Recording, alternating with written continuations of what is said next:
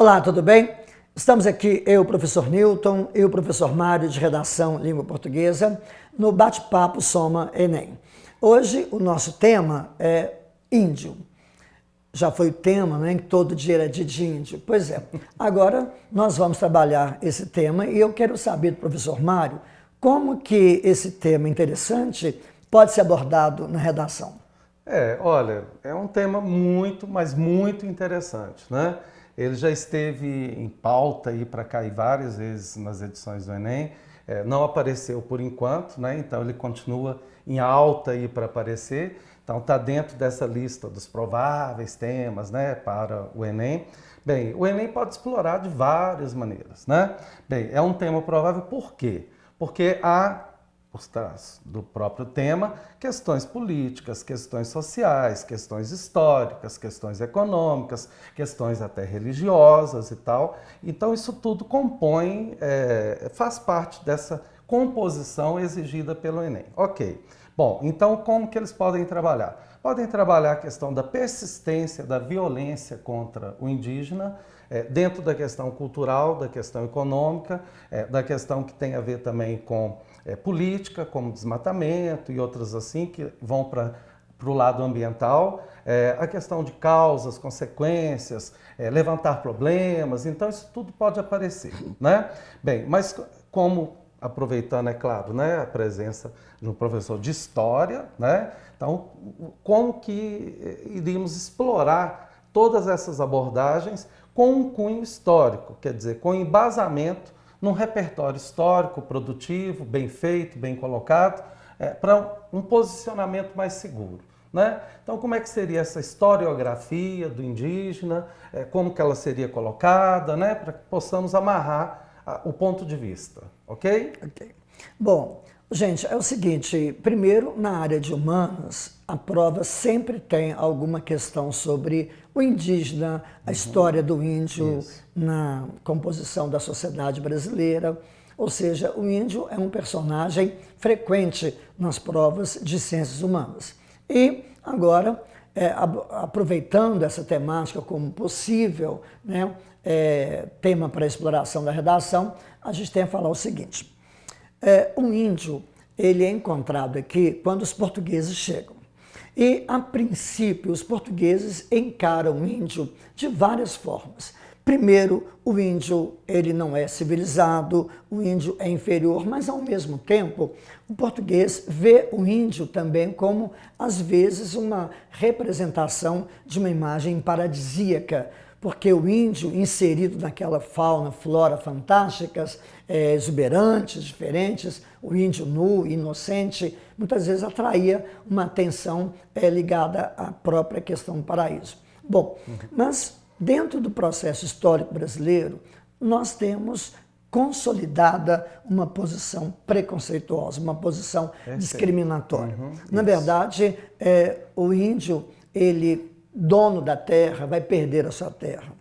Ele vai perder a sua cultura à medida que o homem branco chega e se impõe, né? Muito bom.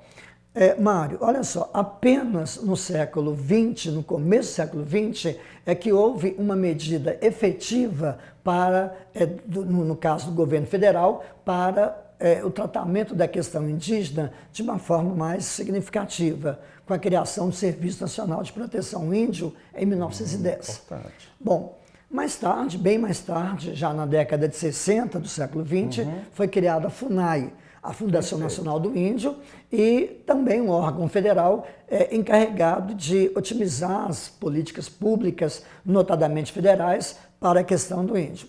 E com a Constituição atual, a Constituição de 1988, a questão indígena ela é bem definida, especialmente na questão da demarcação das terras, como direito, né? Exatamente como um direito para a população nativa, que vem sistematicamente perdendo as suas terras desde a chegada dos portugueses aqui.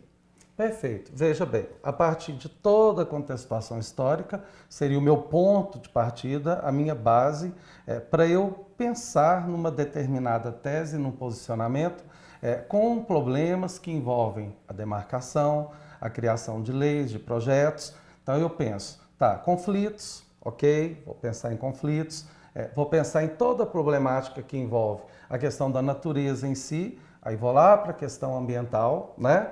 Bem, aí pensando em tudo isso, já que eu preciso discutir problemas, eu preciso entrelaçar a questão histórica com a questão geográfica, com a questão ambiental, com a questão social, com a questão política. Então, veja, o tema é bem amplo, né? Então, dá para fazer uma mistura de tudo isso. Tá, mas eu tenho que pensar sempre que, no final, eu vou ter que intervir, vou ter que criar um projeto, alguma coisa que resolva pelo menos parte dessa problemática que eu levantei durante o meu texto. Então, aproveitando que você citou aí alguns agentes, né, como a questão das leis, a questão da FUNAI, né, então, de proteção também ao índio, o que seria um agente produtivo, um agente que seria possível, não digo para até acabar de vez com esses conflitos todos, que é uma coisa muito difícil, mas para amenizar, né, um tanto quanto essa situação. Então, na sua opinião, qual o agente que o nosso aluno poderia usar, né, de que forma, já que ele precisa trabalhar na competência 5, o agente, a ação, a maneira de agir, né, o efeito, o detalhamento. Então, como conciliar, como trabalhar isso tudo? Então, o que seria interessante? Bom, professor Mário, agentes nós temos vários, né? Já inclusive atuando, mas assim, muitas vezes de forma desorganizada ou de forma desarticulada. Exato, talvez eu proponho, já existe a FUNAI, mas eu proponho um aumento do efetivo da FUNAI e um aumento também da autoridade da FUNAI no sentido de proteger os índios, no sentido de defendê-los, não só em relação às suas terras, mas principalmente em relação à sua cultura. Porque o índio também ele tem direito a não querer a civilização. Ele tem direito de viver no seu ambiente, no seu habitat e ser feliz. Né? Muito bem. Então é preciso, por exemplo, aumentar o efetivo, é preciso aumentar também a autoridade da FUNAI enquanto órgão público para atender as demandas da população nativa. Acredito também, outro agente que é importante, é a questão da educação. A educação ela pode ser uma ferramenta poderosa para a questão indígena, no sentido de criar, no processo educacional, criar espaços para que o aluno entenda que o índio tem direitos, que a população nativa, como toda a população brasileira, tem direitos. E é fundamental o respeito aos direitos dos índios, o respeito ao direito de todos, inclusive a população nativa.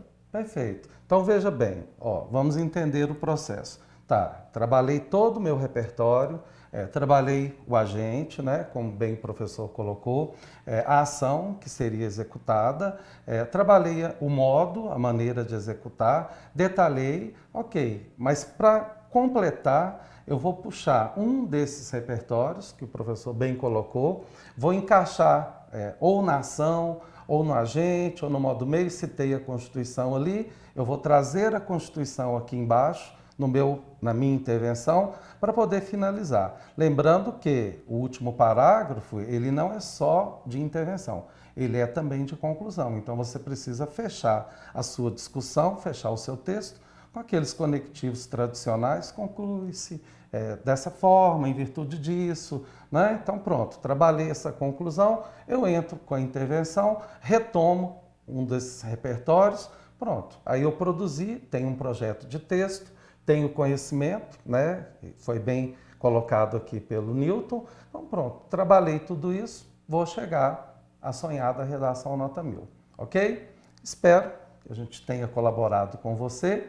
Então, vamos tentar colaborar sempre, estamos sempre do seu lado, pode contar, né, conosco para tudo.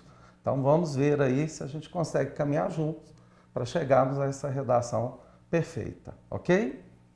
Bom, vou deixar aqui uma sementinha de polêmica, que é o pensamento de um sociólogo chamado Diélio Jaguaribe, que acha que a manutenção do índio do seu estado natural é uma crueldade, uma hipocrisia.